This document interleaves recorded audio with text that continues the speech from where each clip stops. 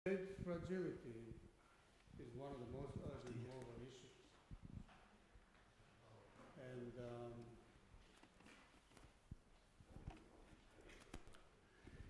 these countries, the so-called fragile states, are basically being left behind in the development process. And the IMF has the expertise, technical expertise, to help these countries. But at the same time, these countries do not fit the regular standard business model the fund typically uses. So, given poor governance, weak institutions, absorptive capacity, and the security issues, of course. So the question is, what we have done is, okay, how has the fund done in dealing with these special circumstances of these countries, okay? And then where should it be going in the future to address this critical global issue? So what we do is we discuss both the overall approaches the fund uses to deal with fragile states, but and also we have looked at some individual cases in which the fund has engaged with these countries. And I don't need to spend a lot of time on this, but there's no universal definition. But there's, I think, broad agreement that somewhere between 40 and 60 countries of the IMF member countries are fragile countries. I mean, that means about a third of the fund's membership is fragile. And many of these countries are concentrated in Africa and the Middle East, as you can see. And blue ones are former fragile states. So it is possible to exit fragility. The successful cases, like Rwanda is one. So there are cases of successful exit from fragility. And we have picked 24 countries, focus countries, to see how the fund has done its work. And in this region, we looked at Afghanistan. I think Robert will be able to tell you something about Afghanistan. He worked on Afghanistan from the fund staff, and Iraq, and we have some representative from Iraq, and Somalia. These are the three countries in the Middle East and Central Asia region. Now, IMF engages with member countries through three principal activities. The first one is called surveillance, the second one is lending, and the third one is capacity development. Okay, these are the three main activities of the fund. Now, we don't look at surveillance per se, because most of these countries, fragile states, have some other engagement, technical assistance or program lending, and surveillance is highly integrated with these other activities. And very few fragile states, if any, have surveillance-only relationship. Okay, so we don't look specifically on surveillance and focus on lending and capacity development. And the fund, officially recognizes the special needs of these countries. And there's a special guidelines the staff is supposed to follow in dealing with fragile states. And this is called the guidance note for staff on engagement with fragile states. I don't know if Robert knows that. You have read that. You don't need to ask me. I respond to this question because we had done staff survey. I don't know if Robert you responded to the survey, but you don't have to respond to this question. But surprisingly, a lot of people who work on fragile states on the IMF staff said, no, we know it exists somewhere, but read it a long time ago, right? And they don't remember what's in it, okay? But anyway, the important point here is that in 2012, the fund did issue a special guidance note. And it has some wonderful things written in it, and, talking about the nature of fragility, we have to recognize the special limitations, designing programs and such. Okay? And so that the fund does recognize the special needs of these countries. Now, the IMF has played a key role in these countries. We spoke to a number of people. They all say, fund has been very helpful, especially its technical assistance in developing institutions. And this particular chart, shows you that it's comparing fragile states with non-fragile states. The non-fragile states is blue, represented by blue line, and the fragile states orange line. The difference is that in the case of fragile state, when the fund comes in, the donor support increases rapidly. Okay. Now we are not saying that there's a causality, specifically, but it indicates that the fund comes in as a part of this international efforts. And when the fund comes in, it gives some assurance to other donors that, it's okay. The fund is, watching the budget, how the budget is spent, there's a macro framework, and this gives the comfort and confidence for other donors to come in. So that the fund does have a critical role to play, although the IMF itself doesn't give a lot of financial resources. It's called a catalytic, we say it's catalytic. Skipped.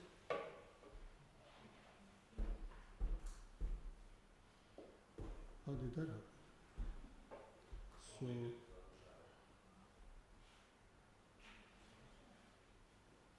okay.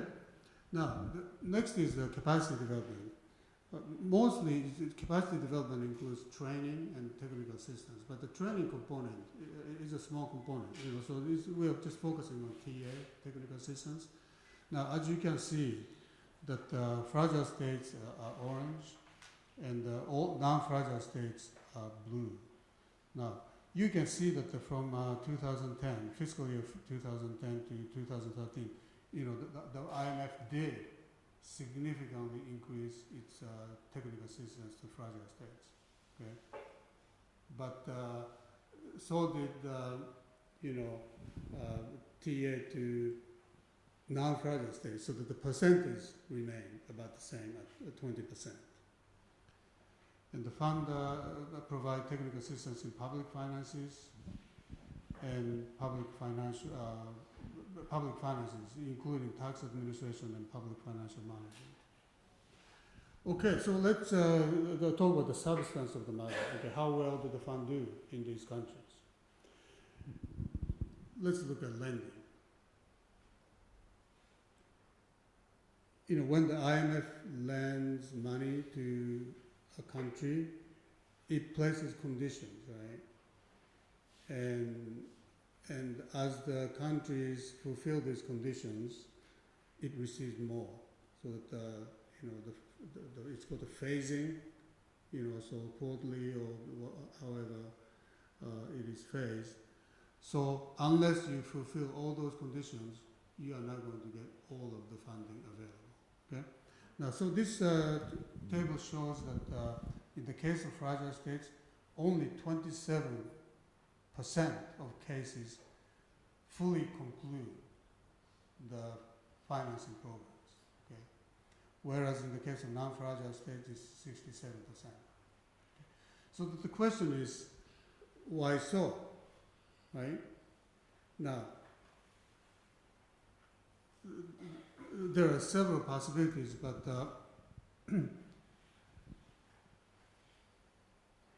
we compare, in the report, it's all details are written in the report. We compare the number of conditions for fragile state arrangements and the non-fragile state arrangements.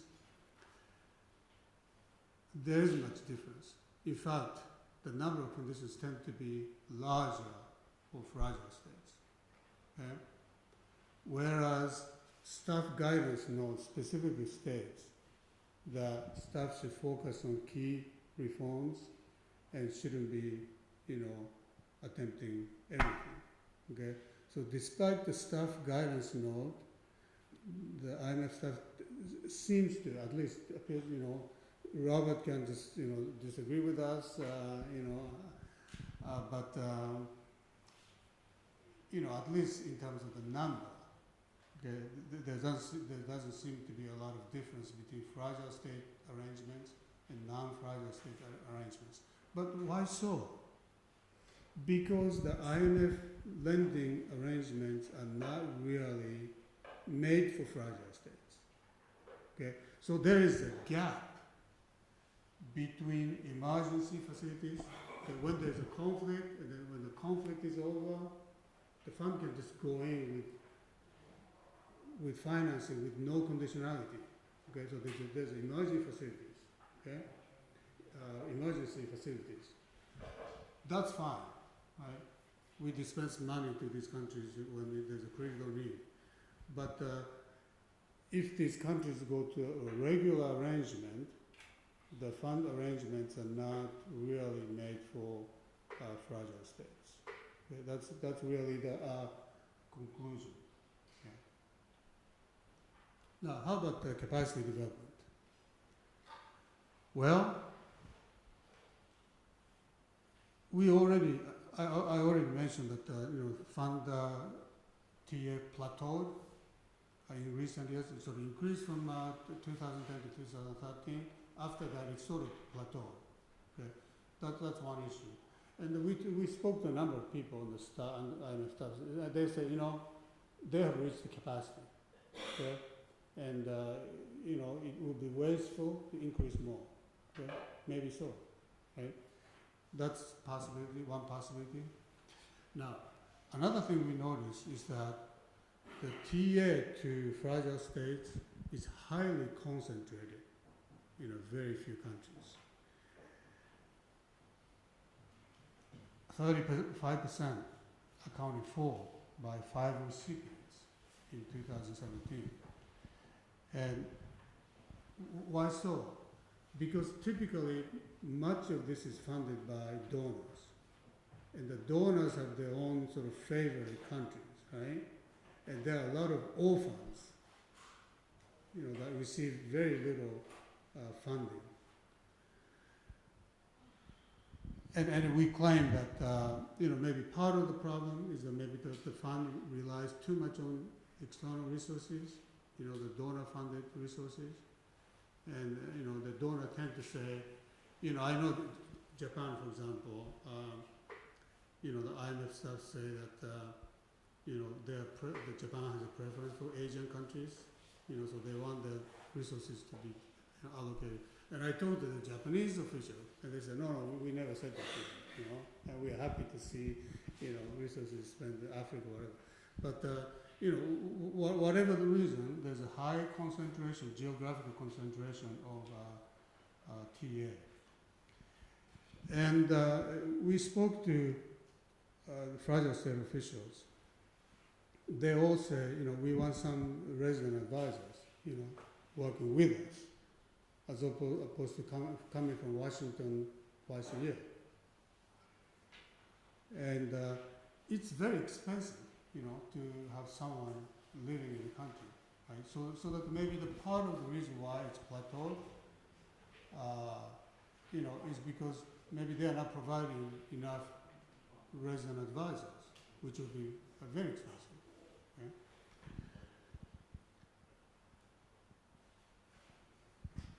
How about how is the fund collaborating with development partners?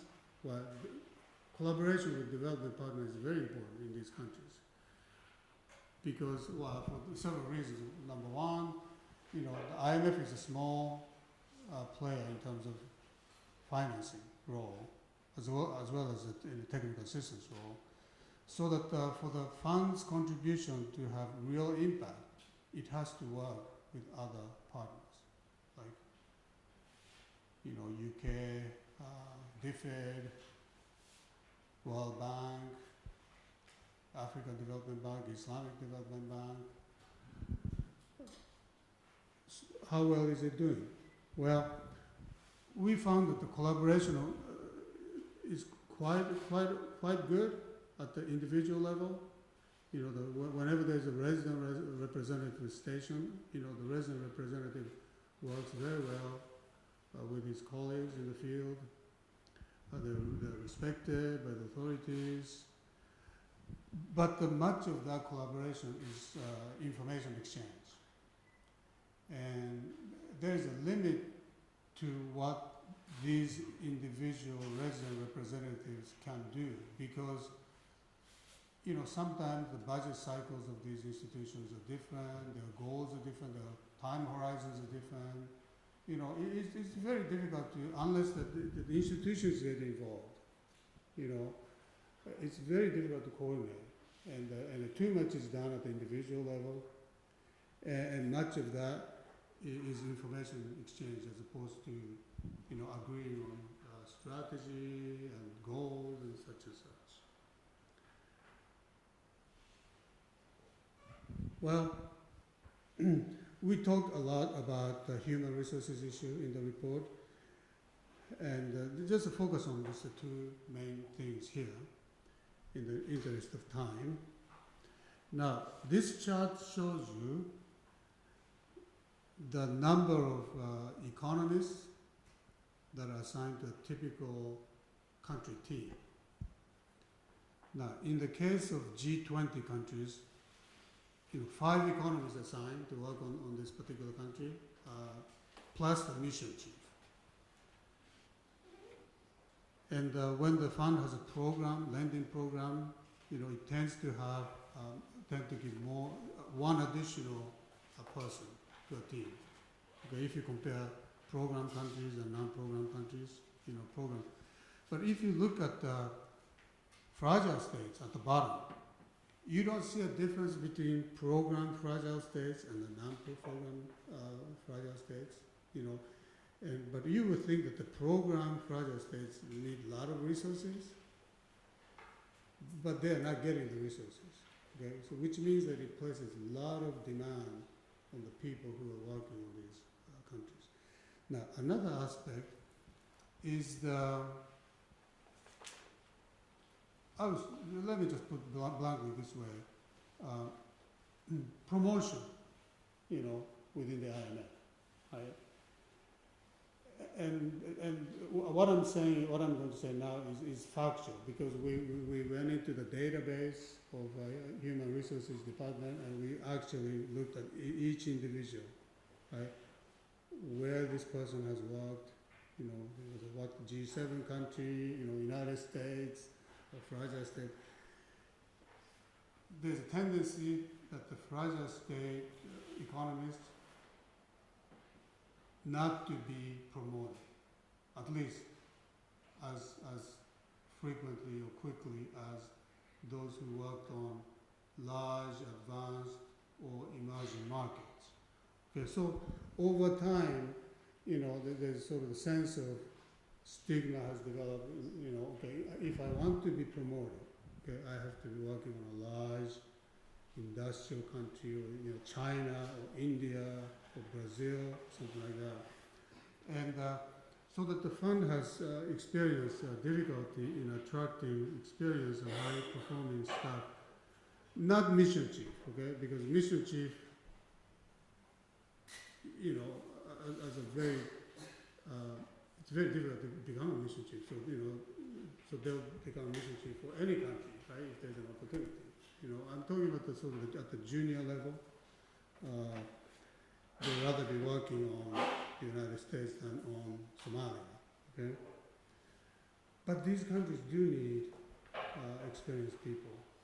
I'll give you one example. We spoke to this one fragile state, and they said, we get a first-year economist, okay?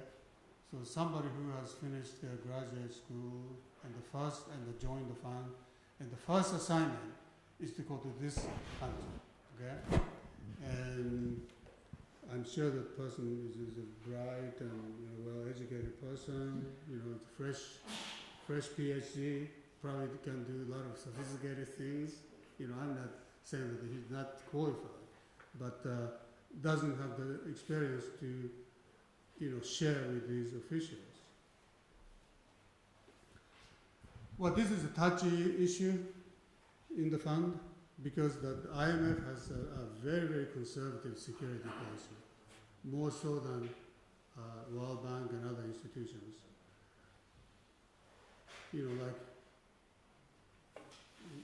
Like coming to Lebanon was, they think you're going to a very dangerous place or something like that.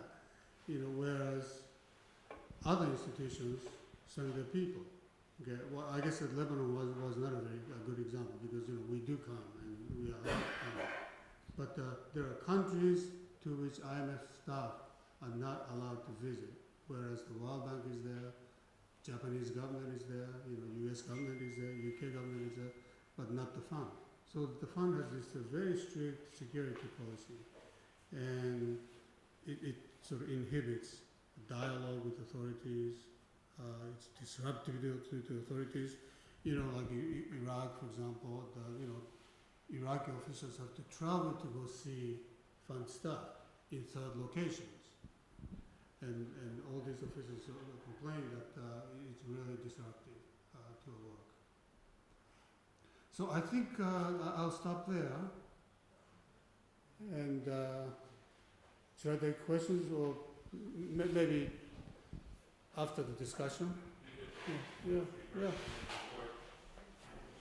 We invite Mr. Andari and the persons from Iraq and Mr. Shaitze to join. So if you'd like